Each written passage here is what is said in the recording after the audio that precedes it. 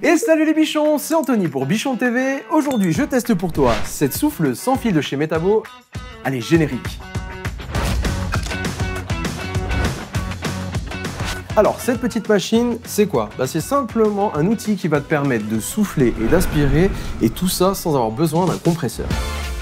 Alors, à quoi va te servir cette machine? J'ai envie de te dire 80% du temps à faire du nettoyage. Tu vas pouvoir souffler ton camion, ton établi, directement sur tes chantiers. Tu vas pouvoir faire un petit coup de ménage. Sur le reste du temps, tu vas pouvoir l'utiliser pour gonfler et dégonfler des objets pneumatiques. Cette machine, tu vas pouvoir la retrouver bien évidemment dans un atelier d'un artisan, mais aussi chez des particuliers pour leur garage, et pourquoi pas aussi l'amener au camping pour gonfler son matelas. Les bichons, ce souffleur, il est fourni dans un carton à l'intérieur duquel on va retrouver différents éléments. On va avoir le souffleur en lui-même sur lequel il y a déjà la petite rallonge en caoutchouc qui est installée. À côté de ça, on va avoir 3 buses qui vont avoir des utilisations qui sont distinctes les unes des autres. Et enfin, au fond du carton, on retrouve la notice d'utilisation.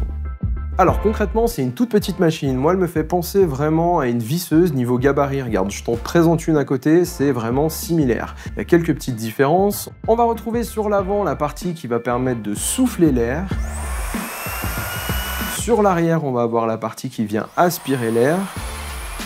Comme tu peux le voir, il y a un petit tamis en métal qui va permettre de filtrer les éléments de poussière qui pourraient rentrer à l'intérieur du moteur. Sur la partie avant, on va avoir un éclairage LED qui va te permettre de travailler dans des conditions où il n'y a pas forcément trop de lumière. La mise en marche, elle se fait simplement via une gâchette qui va être progressive, donc tu vas pouvoir faire souffler plus ou moins fort ta soufflette. Sur le côté, on retrouve un bouton de maintien. Si tu as besoin notamment de gonfler quelque chose, tu ne vas pas rester à côté. Tu peux verrouiller la position et lancer la machine pour une durée plus longue. Dessous, on va retrouver le système d'alimentation. Vu que c'est une soufflette sans fil, on va avoir une batterie du système CAS Cordless Alliance System. C'est un système de batterie qui est développé par Metabo, mais pas que. Il va pouvoir être compatible avec plus de 40 marques et en tout, tu vas pouvoir faire fonctionner plus de 400 outils avec ce type de batterie.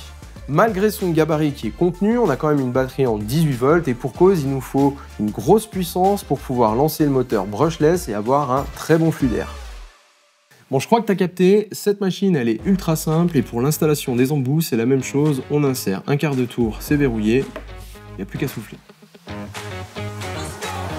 Ah oui, au fait, avec cette machine-là, tu vas pouvoir uniquement souffler, tu vas pas pouvoir gonfler, tu peux pas t'attaquer aux pneus de ta voiture, ça ne marchera pas, ça ne tient pas la pression. C'est pas pour autant que ça va pas pouvoir envoyer un max d'air. Avec cette machine-là, on va pouvoir atteindre un débit jusqu'à 0,7 m3 par minute et en vitesse max, on va être à 122 mètres par seconde. Alors je sais pas toi, mais j'ai hâte de savoir si ça tient la route par rapport à une vraie soufflette qui est mise directement sur un compresseur. Place au test. Pour le début de ce test, je vais m'attaquer à un ultra classique. On a fait une grosse session débit à l'atelier, on a utilisé notre scie à onglet, on a des copeaux un petit peu partout, des morceaux de bois, il va falloir remettre tout ça au propre. Pour ça les bichons, je chope directement la soufflette sans fil. Je viens commencer à nettoyer autour, tout s'envole, même les gros morceaux. Franchement, je suis assez bluffé par la puissance de cette petite machine. Je viens de finir de nettoyer cette machine, du coup avec la soufflette sans fil, j'ai quelques endroits où il y a encore des restes de sciure, à mon avis c'est quelque chose qui est accroché. Ce qu'on va faire, c'est que là je vais mettre la soufflette avec 8 bars de pression, on va voir si ça fait mieux.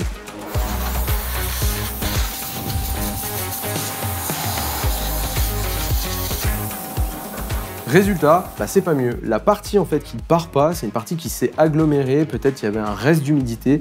Bref, la soufflette sur le compresseur, elle fait pas mieux que la soufflette sans fil. Allez, je vais enchaîner sur d'autres machines. Avant ça, je donne un petit coup sur l'établi.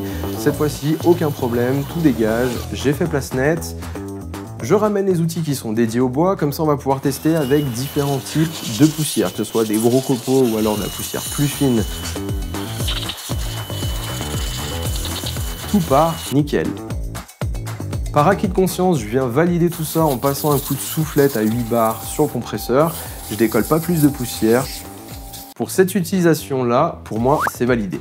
On va s'attaquer maintenant à un type de poussière qui est encore plus fin et plus collant, c'est tout ce qui est dérivé du plâtre ou alors du béton. Pour ça, je récupère deux nouveaux outils qui reviennent directement du chantier. On va avoir la scie sabre, mais aussi la meuleuse.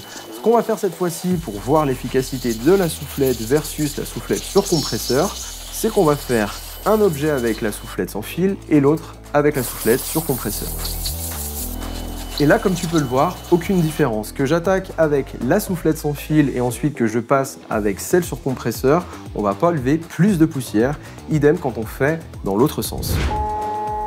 Enfin, pour en terminer avec le nettoyage des machines, même les plus gros copeaux qu'on peut retrouver sur une rabot d'Ego par exemple, la machine va pouvoir les évacuer vraiment en toute facilité.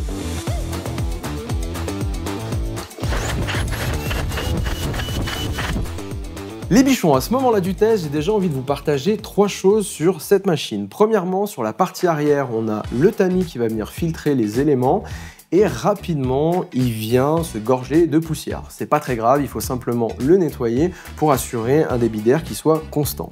Et ben oui, pour le laver, en fait, c'est plus simple, tu vois, de le démonter, de le souffler ou de le taper, et là, il se démonte pas. Donc en fait, pour nettoyer la soufflette, il faut une autre soufflette.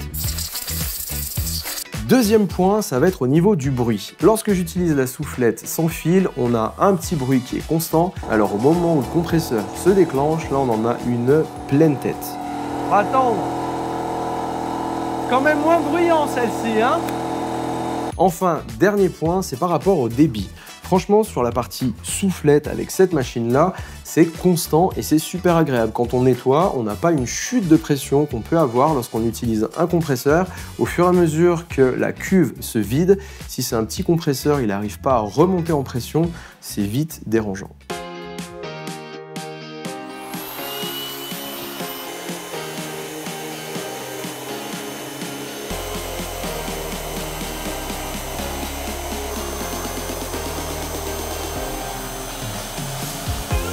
Maintenant, on va s'intéresser à la partie gonflage et dégonflage. Et là, aucune surprise, nous on a utilisé un petit ballon, les différents embouts vont bien à l'intérieur des valves, ça c'est très pratique. On va pouvoir ainsi gonfler rapidement, mais aussi dégonfler des objets pneumatiques.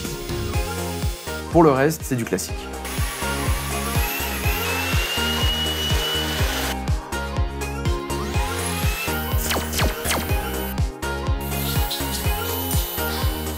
Au final, c'est une petite machine, mais elle a quand même pas mal de coffres, ce qui m'a bien surpris. Les bichons, je crois qu'on a fait le tour de cette petite machine. Je vous laisse voir directement sur l'écran les points positifs et négatifs que je retiens.